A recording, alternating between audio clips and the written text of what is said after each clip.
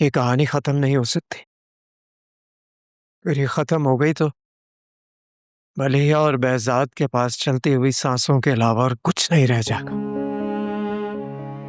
जिन सांसों में एक दूसरे को खो देने का कर्ब गुजरते वक्त के साथ साथ बढ़ता चला जाएगा। नहीं, बस कर दो अपनी ये जज्बाती तकरीरें। मलिया ने अपना फैसला सुना दिया है, चलो जाओ यहां से।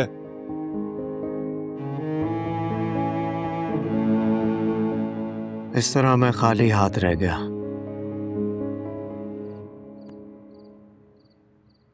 मेरा दिल लाहौर से वापस आने को तैयार नहीं था। मुंतजिर था कि शायद कोई मौजा हो जाए और मलिया मेरी हो जाए, लेकिन न जाने क्यों शायद खुदा भी मुझसे नाराज था।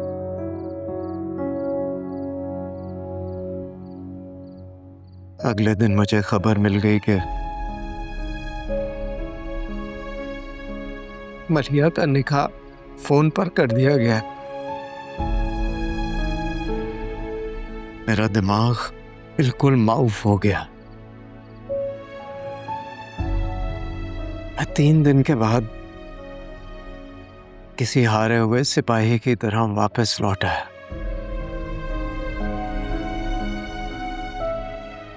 कई रोज तक बुखार में तपता रहा। मुझे याद है कि अम्मी का भी रो रो कर बुरा हाल हो गया था। मैं जिंदा तो था लेकिन जिंदों की तरह जी नहीं पा रहा था। कासिम से मेरा निकाह हो गया, लेकिन मैं behzad को दिल से ना निकाल सकी। बार बार यही एहसास मुझे बेचैन कर देता था कि मैंने behzad का साथ नहीं दिया। लेकिन मैं मजबूर थी। अगर उस वक्त अपनी मोहब्बत निभाती तो बहन का घर बर्बाद हो जाता। बाबा को कभी नदामत नहीं हुई, उन्होंने आपके साथ इतना गलत किया। उन्हें तो उस वक्त भी नदामत नहीं हुई जब 1 साल बाद कासिम ने वो टेलीफोनिक निकाह एक ही कॉल पे खत्म कर दिया। क्यों किया बाबा ने ऐसा? उन्होंने वहां पे अपनी जिद नहीं दिखाई? राशिद भाई का कोई झगड़ा हुआ था कासिम से। उसके बाद हर आने वाले रिश्ते पे उन्होंने मुझे मजबूर करने की कोशिश की, लेकिन मैं हर दफा इनकार कर देती थी। हाशिर भाई और आपा बात बात पर यही सुनाते कि अब behzad वापस नहीं लौटेगा, इसलिए behzad का ख्याल दिल से निकाल दो। बस उनके तानों से तंग आके मैंने आपा से रिक्वेस्ट की कि बस एक बार मुझे कराची जाके behzad को तलाश कर लेने दें।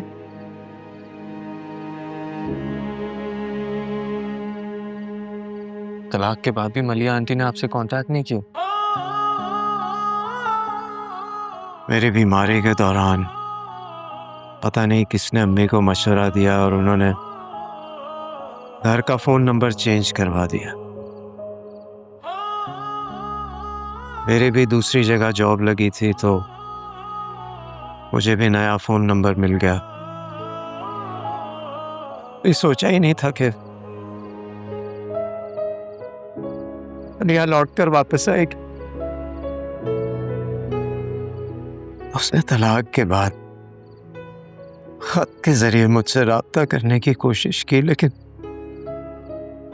अम्मी ने कभी वो खत मुझ तक पहुंचने ही नहीं दिए।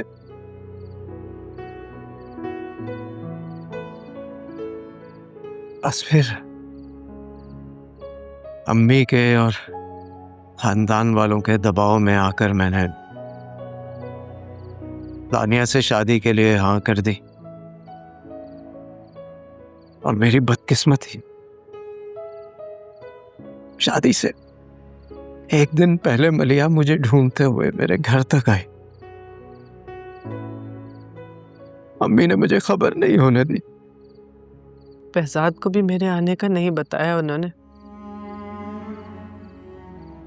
और मुझे भी होठ सी लेने पर मजबूर कर दिया। आपने जब इतनी दूर आने की हिम्मत कर ली थी तो आगे क्यों नहीं बढ़ी आप? उनके घर में behzad की मेहंदी की तैयारियां हो रही थी निम्रा, जिससे मुझे तो यही लगा कि behzad की जिंदगी में अब सुकून आ गया। अब मैं दोबारा उसकी जिंदगी में आके क्या तूफान खड़ा करती।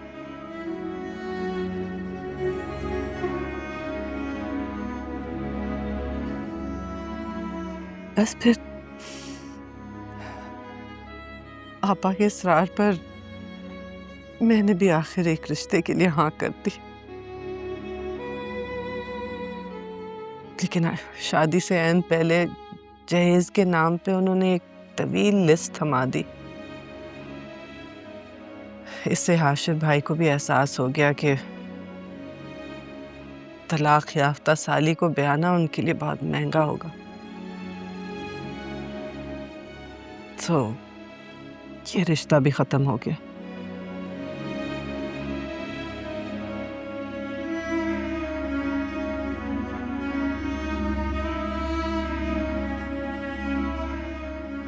ये था मेरा और मलिहा का माजी।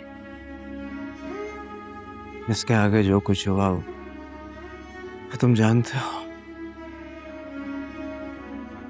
अगर मलिया आंटी के बहन और बहनोई ने इतना बुरा किया था उनके साथ, तो उन्होंने उन्हीं की बेटी को गोद क्यों लिया? उन्हें तो नफरत करनी चाहिए थी अपनी बहन और बहनोई से।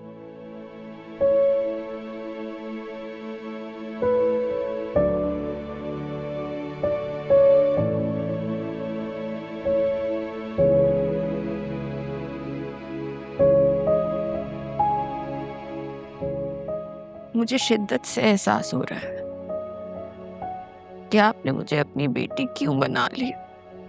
जिन लोगों ने आपके साथ इतना गलत किया, आपने उन्हीं की अनवांटेड औलाद को गोद ले लिया।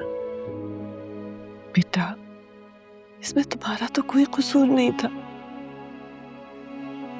हाशिर भाई नहीं चाहते थे कि आपा एक और बेटी को जन्म दे।